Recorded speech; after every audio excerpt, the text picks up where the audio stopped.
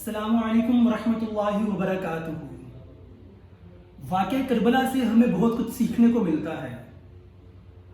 آج میں واقعہ کربلا کے ایک ایسے روشن پہلو پر نظر ڈالوں گا اور آپ کو اس کے بارے میں بتا کے آپ کے اور خود کے ایمان کا موازنہ کروں گا کہ آج ہم کس سٹیج پہ کھڑے ہیں، ایز اے مسلم ہم کس جگہ سٹینڈ کر رہے ہیں۔ واقعہ کربلا ہمارے لیے بہت کچھ سیکھنے کے لیے ہے، ہم اس واقعے سے بہت کچھ سیکھ سکتے ہیں۔ گو کہ وہ واقعہ ایک اسلامی تاریخ پہ انتہائی بدنما داغ ہے کہ جب کلمہ پڑھنے والوں نے حضرت محمد صلی اللہ علیہ وآلہ وسلم کے نواسوں کو بے دردی سے قتل کیا، شہید کیا۔ میں اس واقعے کی ڈیٹیل میں نہیں جاؤں گا، آپ لوگ عالم دین سے اپنے عالم دین سے وہ واقعہ ان ڈیپتھ سن چکے ہوں گے۔ میں جسٹ اس واقعے سے ایک نتیجہ اخذ کرنا چاہوں گا، صرف ایک بات کا۔ وہ بات میں نماز کی اہمیت اس واقعے سے آپ کو بتانا چاہوں گا کہ نماز کی کیا اہمیت ہے۔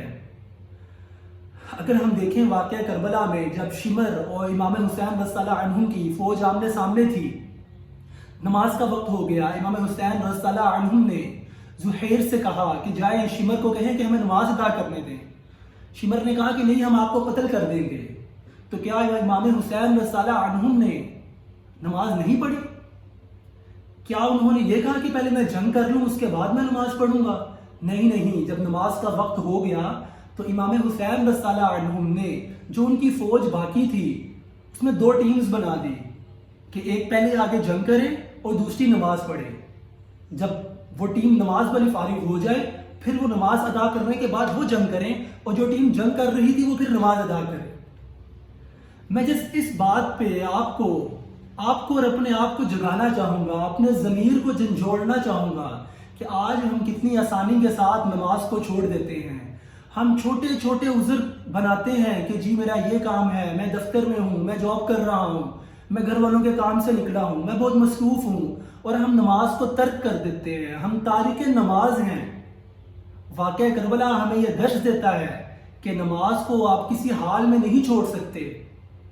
اپنے گھروانوں میں جا کے ہمیں دیکھنے کی ضرورت ہے کہ ہم کس جگہ پہ سٹینڈ کر رہے ہیں، ایز اے مسلم ہم کس جگہ پہ سٹینڈ کر رہے ہیں۔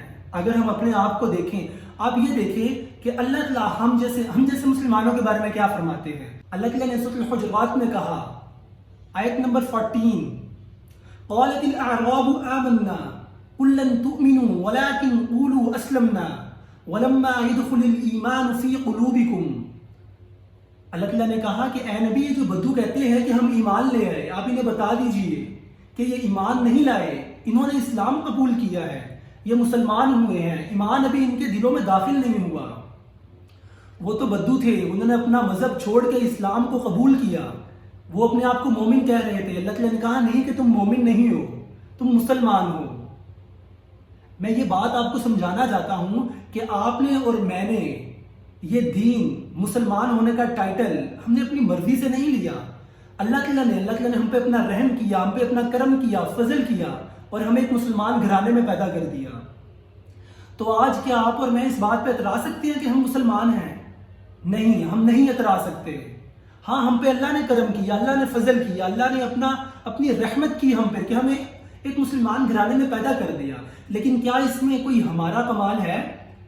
وہ بدو جو اپنا مذہب چھوڑ کے اسلام میں داخل ہوئے اور اپنے آپ کو مومن کہہ رہے تھے، اللہ تعالیٰ نے ان کے بارے میں قرآن پاک میں کہا، قالت الاعراب آمنا قل لن تؤمنوا ولكن قولوا اسلمنا، کہ نہیں، تم مومن نہیں ہو، تم مسلمان ہو، تم نے اسلام قبول کیا ہے۔ تو کیا آپ اور میں مومن ہیں یا بس ہم مسلمان ہیں؟ اگر تو ہم بس مسلمان ہیں تو مسلمان بھی ہم اپنی وجہ سے نہیں ہیں، ہم اپنی محنت سے نہیں بنے، اللہ تعالیٰ نے ہمیں مسلمان کر دیا۔ تو آپ اور میں، ہماری کیا محنت ہے؟ ہم کس بات پہ اتراتے ہیں؟ ہم کیسے فخر کریں مسلمان ہونے پر اپنے؟ کیا آپ نے کوشش کی؟ اب ہمارے لیے کیا ہے؟ ہم مسلمان ہونے پر فخر کر سکتے ہیں، ہم کریں گے، لیکن اس میں ہمارا کوئی کمال نہیں ہے، اس میں اللہ تعالیٰ کا کمال ہے، اللہ تعالیٰ کا ہم پر فضل اور رحم ہے۔ اب ہمارا کمال کیا ہوگا کہ ہم مومن بنے۔ کیا آپ اور میں مومن ہیں؟ ہم قرآن پاک سے پوچھتے ہیں، ہم اللہ سے پوچھتے ہیں کہ مومنین کون ہوتے ہیں۔ اگلی ہی آیت سورۃ الحجرات آیت نمبر 15 اللہ تعالیٰ کہتے ہیں انما المؤمنون الذین آمنوا باللہ ورسولہ ثم لم يرتابوا وجاہدوا باموالہم وانفسہم فی سبیل اللہ اولئک هم الصادقون. میں ذرا پارٹس میں اس کا ترجمہ کرتا ہوں. اللہ تعالیٰ کہتے ہیں انما المؤمنون الذین آمنوا باللہ، مومنین تو وہ ہیں جو ایمان لائے اللہ پر، ورسولہ اور اس کے رسول پر، ثم لم یرتابوا اور پھر کچھ شک نہ کیا انہوں نے. اس آیت میں ٹوٹل 3 حصے بنتے ہیں. پہلا ایمان اللہ پر، اس کے رسول پر، پھر جہاد ہے کہ اللہ کی راہ میں کس طرح سے جہاد کیا جائے. میں جس پہلے پوائنٹ پہ بات کروں گا آج. انما المؤمنون الذین آمنوا باللہ، جسٹ آپ کا اور اپنا، ہم اپنے دین کا، اپنے اسلام کا، ہم کتنے مومن ہیں اس کا میں کمپیریزن کروں گا صرف ایک بات سے، ایمان باللہ پر. ہمارا اللہ پہ ایمان کتنا ہے؟ کیا ہمارا اللہ پہ ایمان ہے؟ ہم مسلمان کہلاتے ہیں، ہم اپنے آپ کو مسلم کہتے ہیں، کیا ہمارا اللہ تعالیٰ پر ایمان ہے؟ اچھا، اب اللہ پر ایمان کیا ہوتا ہے؟ اللہ پر ایمان یہ نہیں ہوتا کہ آپ کی جیب میں پیسے ہیں اور آپ اطمینان میں ہیں. وہ اطمینان آپ کا، وہ یقین آپ کا اللہ پر نہیں ہے، وہ آپ کا پیسے پر یقین ہے. اسباب کے ہوتے ہوئے آپ اگر مطمئن ہیں تو وہ یقین آپ کا اللہ پر نہیں ہے، وہ یقین آپ کا اسباب پر ہے. اللہ تعالیٰ مسبب الاسباب ہیں. اللہ تعالیٰ کے لیے اسباب ضروری نہیں ہے. اللہ تعالیٰ محتاج نہیں ہے اسباب کے. آج آپ اور میں بہت میٹیریلسٹک ہو چکے ہیں، ہم اسباب پر یقین رکھتے ہیں. آپ اور میں اللہ پر یقین نہیں رکھتے. یہ بات میں بہت بڑی بات کر رہا ہوں، لیکن آپ اور میرا یقین آج اللہ پر نہیں ہے. اللہ پر یقین کیا تھا؟ میں آپ کو ایک واقعہ سناتا ہوں کہ کیا تھا اللہ پر یقین. اللہ پر یقین یہ تھا کہ موسیٰ جب اپنی قوم کے ساتھ نکل پڑے، وہ آگے آگے تھے، فرعون کا لشکر پیچھے تھا، آگے سمندر آ گیا، پانی آ گیا. موسیٰ کی قوم نے کہا قال اصحاب موسیٰ انا لمدرکون، موسیٰ کے ساتھیوں نے کہا ہے موسیٰ تم نے تو ہمیں پکڑوا دیا، ہمیں پا لیا گیا بے شک. تو اگر آپ اور میں وہاں پہ ہوتے، سامنے پانی ہوتا، کوئی راستہ نظر نہ آ رہا ہوتا، تو ہم بھی ضرور یہ سمجھتے کہ بس اب ختم، اب ہم پکڑ لیے گئے. لیکن نہیں. حضرت موسیٰ کا کیا رپلائی تھا ان لوگوں کو؟ آپ نے کیا کہا؟ آپ نے کہا قال کلا ان معی ربی سیہدین. میں نے کہا ہرگز نہیں، میرے ساتھ میرا رب ہے، وہ مجھے ضرور راستہ دکھائے گا. یہ ہوتا ہے ایمان باللہ، اللہ پر یقین، کہ سب اسباب کے نہ ہوتے ہوئے آپ کو نظر آ رہا ہو سامنے کہ اب کوئی راستہ نہیں ہے آگے، لیکن پھر آپ اللہ پر یقین رکھیں. اس کو کہتے ہیں ایمان باللہ. اور جو اللہ پر یقین رکھتا ہے وہ ہے مومن. جو اسباب پہ یقین رکھتا ہے وہ مومن نہیں ہے. آپ دیکھیں، میں اپنے حالات کا اگر موازنہ کروں تو آج میں اللہ پر یقین نہیں ہے، میرا اسباب پہ یقین ہے. آپ اپنے حالات کا موازنہ کریں، آپ دیکھیں کہ جب آپ کے پاس سب اسباب ہوں گے، آپ بہت مطمئن ہوں گے، آپ کو کسی چیز کی کوئی ٹینشن نہیں ہوگی، کوئی فکر و فاقہ نہیں ہوگا. لیکن جیسے ہی اسباب آپ کے پاس سے ختم ہو، آپ ایک ٹینشن میں آ جاتے ہیں. آپ کیوں ٹینشن میں آتے ہیں؟ آپ اور میں کیوں ٹینشن میں آ جاتے ہیں؟ کیونکہ ہمیں اللہ پر یقین نہیں تھا، ہمیں ان اسباب پہ یقین تھا، اور جیسے ہی وہ اسباب ختم ہوئے تو ہم ایک ٹینشن میں آ جاتے ہیں.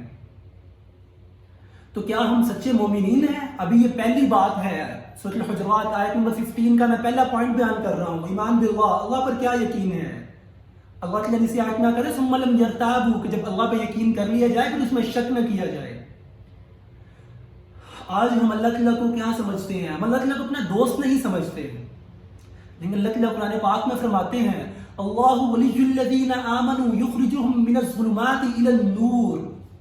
اللہ تو مومنین کا دوست ہے جو کہ ان کو اندھیروں سے نکال کر روشنی کی طرف لاتا ہے. آج میں نے اللہ کو اپنا دوست نہیں سمجھا.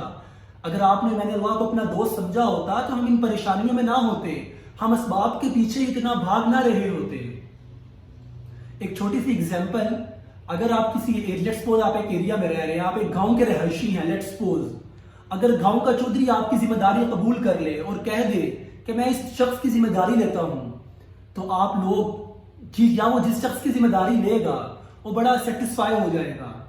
اسے اپنی مال کی طرف سے کوئی پرواہ نہیں ہوگی کہ کوئی اس کے مال کو چرا لے گا، کوئی اس کی بھینسوں کو کھول کے لے جائے گا. کیونکہ سب کو پتا ہے کہ وہ جو گاؤں کا بڑا چودھری ہے نا، وہ اس کے اوپر ہے، اس نے اس کی سرپرستی کی ہے، وہ اس کا دوست ہے. اس لیے کوئی اس کو تنگ نہیں کرے گا، کوئی اس کو بلا وجہ تنگ نہیں کرے گا، کوئی اس کے مال پہ نظر نہیں رکھے گا، صرف اس وجہ سے کہ وہ جو گاؤں کا بڑا چودھری ہے وہ اس کا دوست ہے۔ اگر یہ آج دنیا میں یہ ایک چھوٹی سی بات اس بندے کے لیے اطمینان کا باعث بن سکتی ہے، تو آپ امیجن کریں اگر آپ اور مجھے یہ یقین ہو جائے، ہمارے دلوں میں یہ بات اتر جائے۔ یہ بات اترنا بہت مشکل ہے، تو جسٹ میں یہ ورڈ یوز کروں گا کہ امیجن کریں، اگر ہم یہ یقین کر لیں کہ اللہ ہمارا دوست ہے، تو کیا ہمیں کسی سے ڈرنے کی ضرورت ہوگی؟ کیا ہمیں کسی سے ڈر ہوگا کہ یہ ہماری پروموشن روک نہ دے؟ کیا ہم کسی کے سامنے سر جھکائیں گے؟ نہیں۔ وجہ یہ ہے کہ میں نے اللہ کو اپنا دوست نہیں سمجھا، ہم اللہ پہ یقین نہیں رکھتے، ہم اپنے آپ کو مسلم کہتے ہیں، ہم مسلمان ہونے کا دعویٰ کرتے ہیں، ہم مسلمان ہونے کی دعویٰ کرنے کے ساتھ ساتھ اللہ پر یقین نہیں رکھتے، تو ہم کیسے سچے مومنین بنیں گے؟ یہ تو اس آیت کا پہلا پورشن تھا، پہلا اس آیت کا ایک پوائنٹ تھا کہ ایمان باللہ۔ ہم اس پہلے پوائنٹ کے اوپر ہی پورا نہیں اترتے، تو کیا ہم مومن بن سکتے ہیں؟ کیا ہم مومن کہلوانے کے لائق ہیں؟ اگر تو ہم جس مسلمان ہونے پر فخر کر رہے ہیں، تو آپ یہ دیکھ لیں کہ مسلمان آپ اپنی مرضی سے نہیں ہوئے، آپ کو مسلم تو اپنے آباء و اجداد کی وجہ سے آپ مسلمان ہوئے ہیں۔ آپ کے آباء و اجداد مسلمان تھے، اللہ تعالیٰ کا کرم اور فضل ہوا آپ پہ کہ آپ ایک مسلم گھرانے میں پیدا ہوئے، تو ہم کس بات پہ اتراتے ہیں؟ ہم کیسے اتنی بڑی ہستیوں پہ الزام تراشی کر سکتے ہیں کہ جب ہم خود اپنے گریبان میں دیکھیں، ہم تارک نماز ہیں، ہم چھوٹی چھوٹی باتوں پر نماز چھوڑ دیتے ہیں۔ وہ لوگ کون تھے جنہوں نے تلواروں کی جھنکاروں میں، تیروں کی بارش میں بھی نمازیں پڑھی؟ واقعہ کربلا ہمیں اس بات کا درس دیتا ہے۔ اور بھی بہت سے پہلو ہیں واقعہ کربلا کے، میں جس ایک بات پہ بات کرنا چاہتا تھا آج، نماز کے اوپر۔ آپ اور میں تاریک نماز ہیں، ہم کتنی آسانی سے نمازیں چھوڑ دیتے ہیں۔ آج آپ اور مجھے اس بات کا تہیہ کرنے کی ضرورت ہے کہ ہم پہلا سبق واقعہ کربلا سے یہ لیں گے کہ ہم آئندہ کبھی اپنی نماز کو قضا نہیں ہونے دیں گے۔ آپ اور میں اللہ تعالیٰ سے صدقے دل سے توبہ کریں اور اللہ تعالیٰ سے دعا کریں، اللہ ہمیں 5 وقت کا پکا سچا نمازی بنا دے، اور آج سے ہم مومن ہونے کی کوشش کریں۔ آج سے آپ اور میں یہ کوشش کریں کہ ہم پکے سچے مومن ہو جائیں گے۔ میری اللہ تعالیٰ سے دعا ہے کہ اللہ تعالیٰ آپ کو اور مجھے اسلام پر چلنے والا بنا دے، ہمیں مومنین بنا دے، ہمیں ایک مسلم نہ بنائے، ہمیں اللہ تعالیٰ پکا اور سچا مومن بنا دے۔